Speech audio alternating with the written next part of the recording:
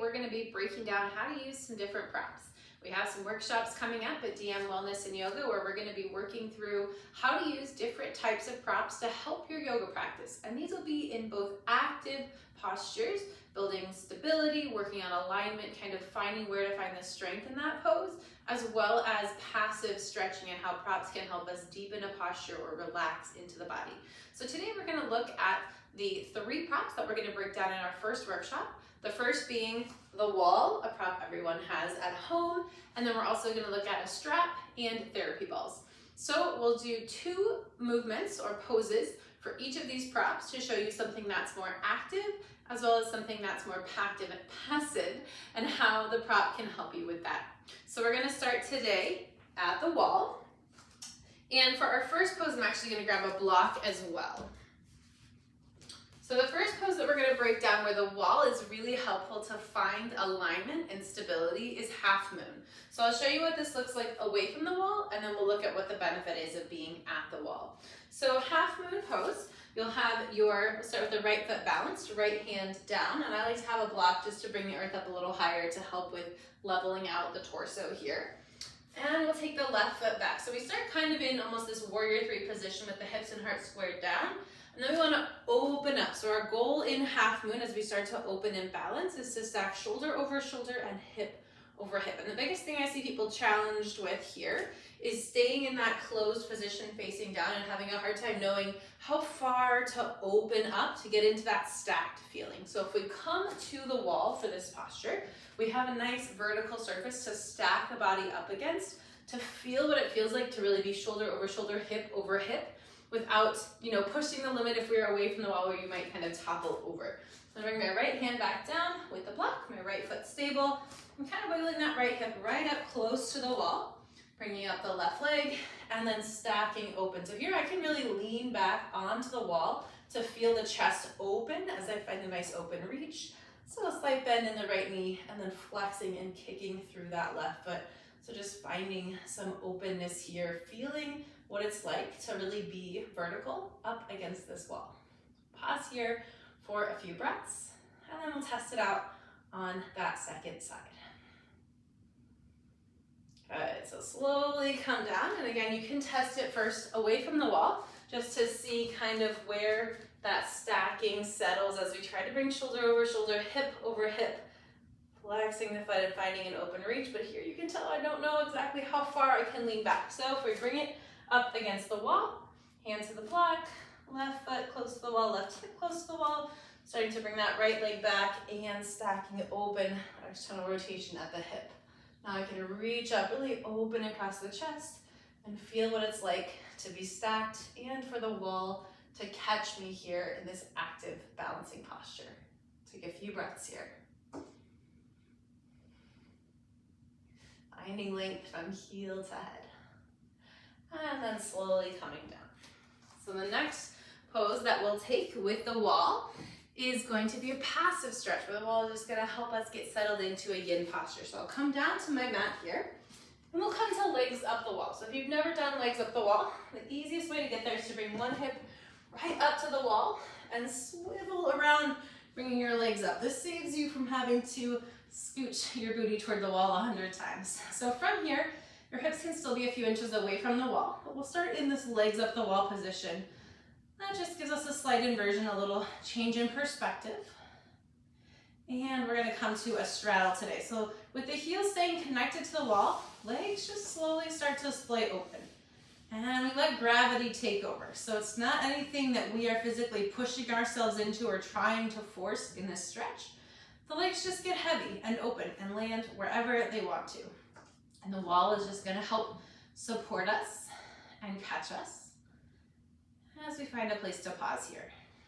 And today we'll take about 5 breaths, just relaxing the legs open, feeling maybe that lengthening sensation in the inner thighs, and just breathing.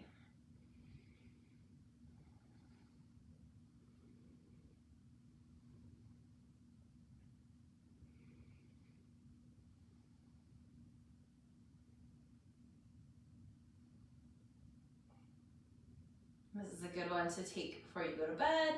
Maybe hang out here for a few minutes. Today we'll go ahead and bring the legs back together. And then to come away from the wall, just bend your knees, gently roll up one side, and we'll come back up to stand. Grabbing now your strap. So for this, you'll need a strap that has these little D-rings so that we can create a loop. So I'm gonna start to take one end of the strap, feed it through both rings, and then over and under to create a place where I can tighten up that circle. So you do need a fairly long strap for this. So they make straps in different lengths. I think this is an 8 foot. I also have some 6 feet that are a little bit too small for this, depending on how tall you are. So we'll start here with a loop. I'll bring my right foot under the loop and just kind of test out here where I need to adjust that circle so that it's right close to kind of that bony part of the front of the pelvis. So we're gonna come into Warrior 3, and I like the strap for this because it really helps you find engagement. So when we come into our Warrior 3, so similar to our half, when we're in this balancing pose facing down, we want that back leg to be active. Sometimes if it's just hanging out, it's really hard to find the balance. By kicking and extending, pushing through the heel, we get a little bit more of that core engagement, which makes stability easier. So the strap is gonna help us find that feeling of pushing the heel back and engaging the leg. So we're gonna start with that right leg being the one that's kicking back. So I'm gonna bring my right foot so that my foot is in the loop. And I'm gonna take my left foot and step through the circle. So my left foot now becomes the stabilizing leg.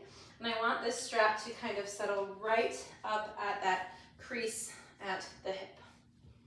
And you might need to adjust your strap a little bit longer, a little bit shorter once we get in, once you see where we're headed. So my left foot's gonna stay stable.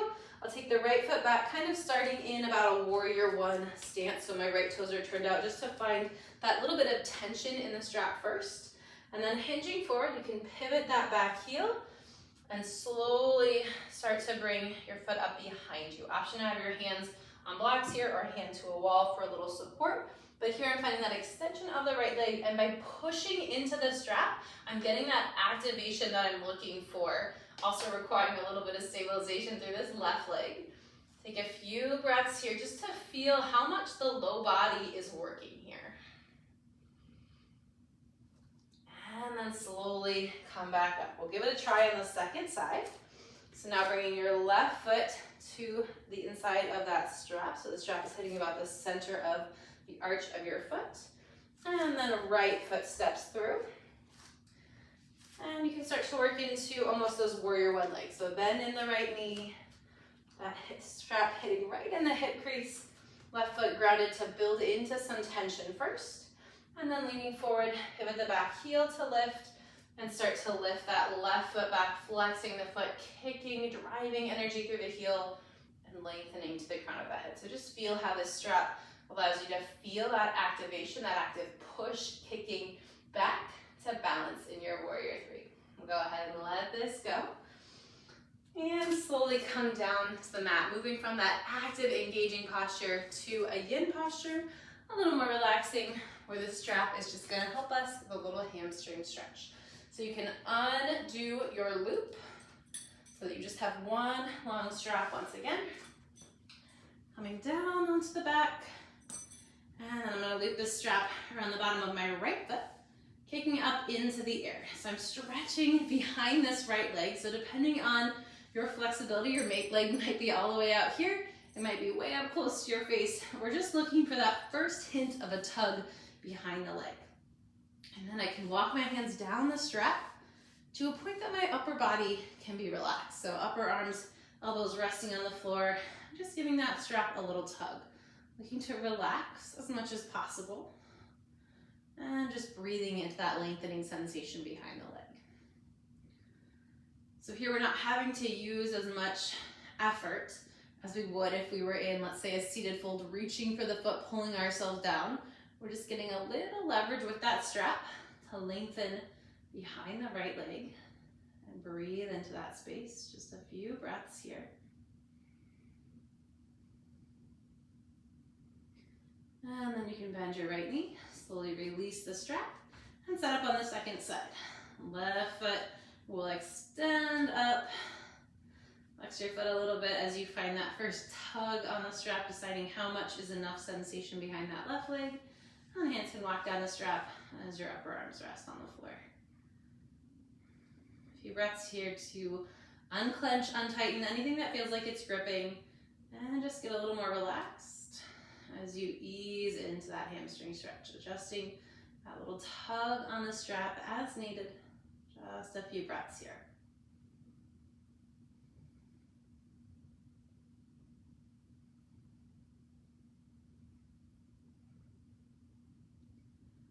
And then slowly bend your knee, release that strap, and we'll slowly come back up. Heading into our last prop for today, we have our yoga tune-up balls. So these come in a little pouch of 2, and they're essentially a little bit smaller than a tennis ball, close to a lacrosse ball, but a little bit more rubbery and squishy. So these are a great tool for a variety of recovery type things. So myofascial release, where we're getting kind of into some pressure points in the body, and also just self-massage, kind of that rolling out, and the rubberiness kind of helps grip to the skin, so that's helpful at times. So we're gonna start today with a little bit of that self-massage, that rolling, and then I'll show you a myofascial release technique where we're just holding on one pressure point. So I'm actually gonna put my 2 little balls back in their little tote here, and we're gonna take a little calf roll. So with the balls on the mat, so that you can bring kind of the center of the back of your lower leg right into the center of those 2 balls. And then I'm gonna have my right leg on the balls to start, my left foot on the floor so I have some leverage, and my hands behind me. So as I wanna roll out the leg, I'm gonna lift my hips up so now there's a little bit more weight dropping through that calf, and just rolling to just below the knee, and then to just above the ankle. So I'll just take this a few times to show you here. We'll start in kind of this neutral position, so I'm hitting the center of the back of that calf. And then you can try it with a little external rotation, turning the toes out, so we get a little bit more on the outside of the leg, and some internal rotation, kind of rolling out that inner part of the calf. So I recommend doing this for a couple of minutes, making sure you're spending time in a few different spots. We'll go ahead and switch over to the second side for the sake of time today. So again, starting kind of in that centered spot, finding a place where you can lift your hips, and then taking that roll forward and back, going not quite to behind the knee, a few inches just below, and then just above the ankle. Letting as much weight as you can drop onto the balls here. We'll try it with some external rotation, turning the toes open, getting more of the outside of the leg. And then internal rotation, getting a little bit more of that inside of the meaty part of your calf. A couple more times here. And then we'll carefully drop the hips, let it go. I'm gonna take the yoga tune-up balls now out of their little tote. And we're gonna do one more pose. And we're gonna hit a little bit of a pressure point here. And it's gonna be both balls, both legs, setting the ball kind of right in the center of the meaty part of the calf here on each side. And then I'm just going to rest on my shins and sit back. So now I'm getting this pressure that's hitting down into my calf muscles, but also up into those hamstrings. So you want to find a place that is a little bit uncomfortable. It should be uncomfortable so we know we're getting into those spots that need a little breaking up, but it shouldn't feel like pain. So that's the difference. If you feel something that's like a sharp pinpoint kind of electric sensation, you want to move out of that. But as long as it's just uncomfortable, we're going to let it happen. So we're going to sink some weight in.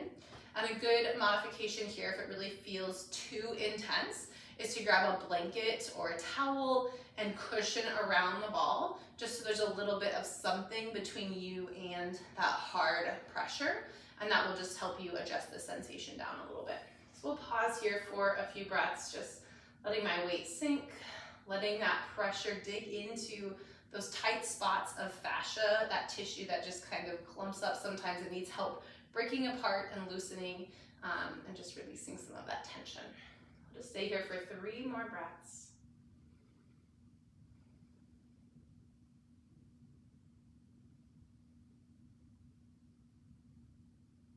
And then slowly come forward, releasing the balls.